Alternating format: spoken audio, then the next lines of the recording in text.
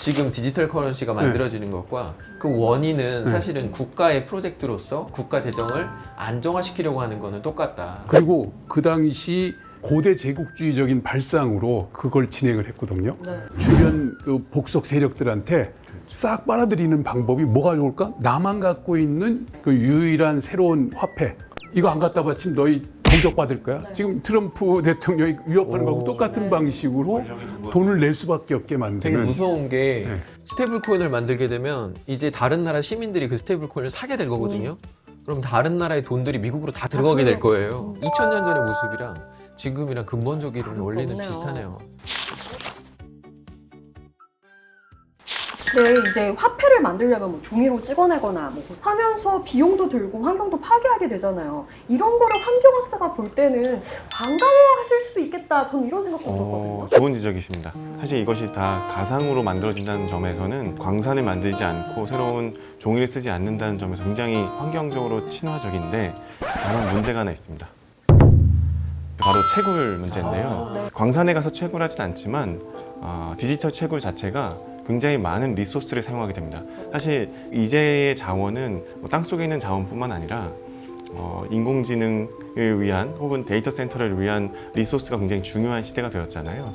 그래픽카드의 가격도 엄청 올라가게 되고요. 거기다가 또 중요한 게 전기 사용이 엄청나게 증가하고 있습니다. 일부 나라에서는 남는 자원을 통해서 코인을 채굴하면 괜찮지만 불필요한 전력 낭비를 통해 그 지역의 조금 지속 가능성을 막는 경우가 있거든요.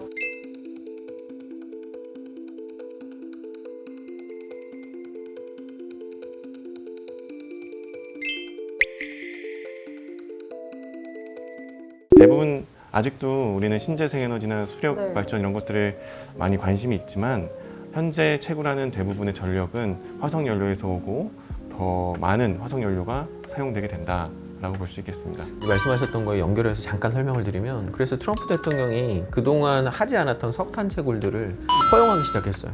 화석연료를 사용하는 걸 늘림으로 인해서 사실은 환경 파괴에 영향을 미치게 될 거고요. 네, 그렇게 된다면 솔직히 에너지 자원이 풍부한 나라일수록 이 코인에서도 경쟁력을 가질 수밖에 맞습니다. 없겠네요. 네. 그러면 요즘 미중 관계가 아주 심상치 않은데요. 이 둘이 코인판에서도 알력 관계가 굉장히 지금 벌어지고 있다는데 사실인가요?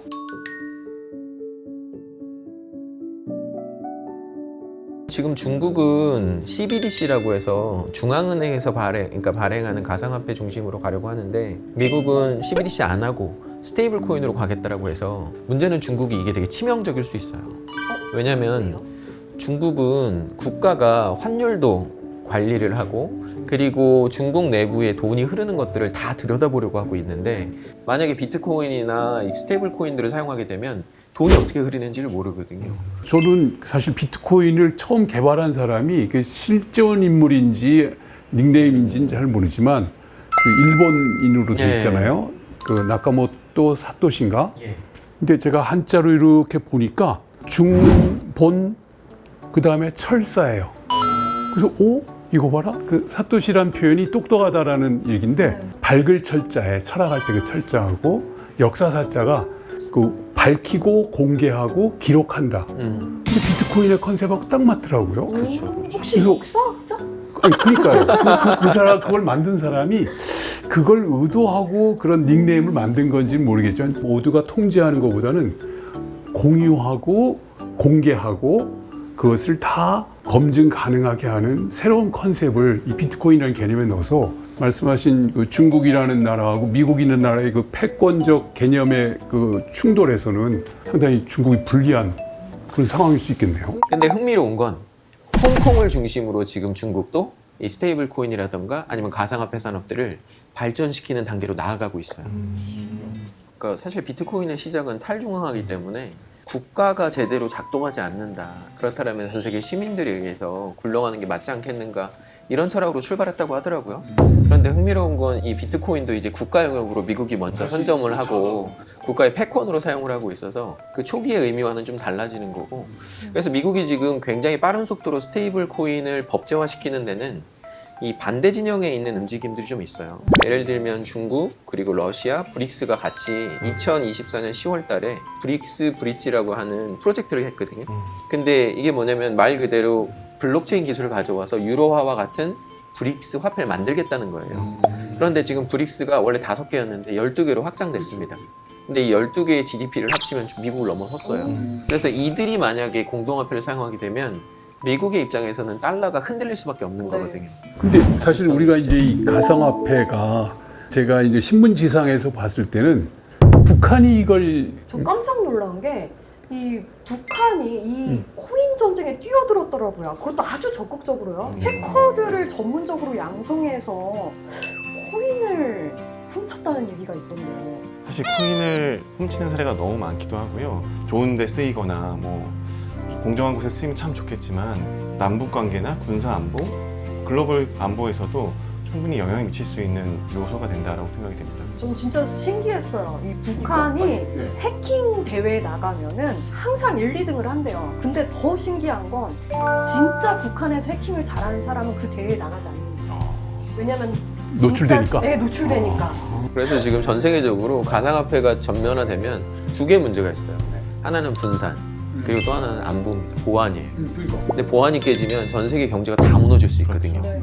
그래서 지금 중국이 CBDC를 도입을 하면서 실험을 계속 하고 있는데 만약에 보안이 제대로 안 되면 미국과 경쟁하면서 자신들의 경제가 붕괴될 수 있다라고 하는 위험들이 있어서 살얼음 걷듯이 가고 있어요.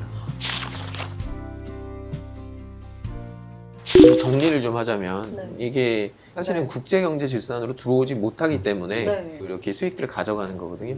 그래서 어떻게 해서든 국제 질서로 들어오는 게 이 문제를 근본적으로 해결하는 거다라는 생각이 들고요. 아까 말했던 브릭스 브릿지 안에 북한이 지금 러시아와의 관계가 가깝잖아요.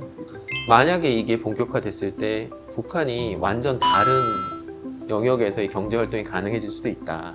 어떻게 보면은 지금 폐쇄적인 북한이 세계로 좀 숨통이 열리는 길이 코인이다. 이렇게 볼 수도 있겠네요. 코인만 이야기하기는 좀 그렇고요. 근데 가상화폐라고 하는 성격이 뭐냐면 국가의 경계를 없이 우리 선을 넘는 인문학처럼 네. 사실은 지금의 국가의 경계를 넘나든다라는 거거든요. 북한도 제도권 안으로 들어와서 국제 질서 안에서 사실은 같이 멤버가 되고 네. 무역을 하고 이래야 다른 나라의 가상화폐를 탈취하거나 이런 일들이 줄어들 가능성이 높고요. 그리고 미국은 계속 북한에게 협상을 하자라고 이야기를 하고 있고, 네.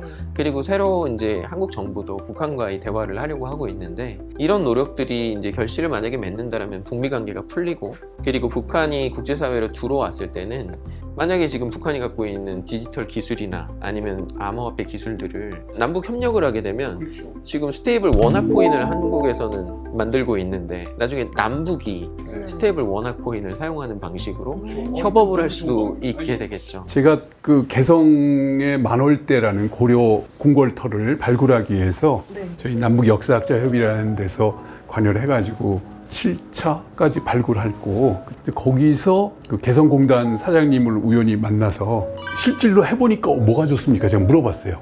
그랬더니 북한 분들은 일단 언어가 통하고 습득력이라든지 그리고 그 생산성이나 그 활동력이 금방 100%까지 올라올 정도로 대단하다는 거예요. 그 어찌 보면은 새로운 어떤 그 세계 경제 체계 그리고 우리만의 어떤 공통된 어떤 그 협력 체계와 경제 체계를 만들어내서 어떤 새로운 그 어떤 소통 방식이나 그것들을 하나씩 만들고 많이 개발한다면 이것도 위기가 곧 기회이잖아요.